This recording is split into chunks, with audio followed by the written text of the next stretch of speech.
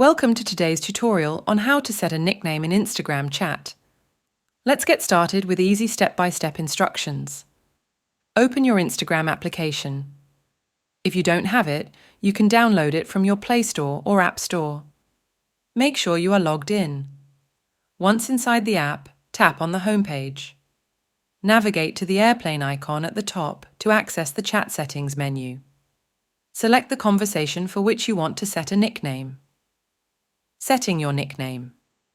Tap on the username icon within the conversation. Unfortunately, unlike Messenger, Instagram doesn't have an option to set a nickname. You won't find it under the options or settings. If you really want this feature, you can appeal to the Instagram team. Here's how. Tap on your profile icon at the bottom, then tap on the hamburger icon. Select Settings and Privacy. Scroll down and look for the Help option. Tap on Report a Problem. Choose Don't Include and continue. In the box, write a statement requesting the nickname feature.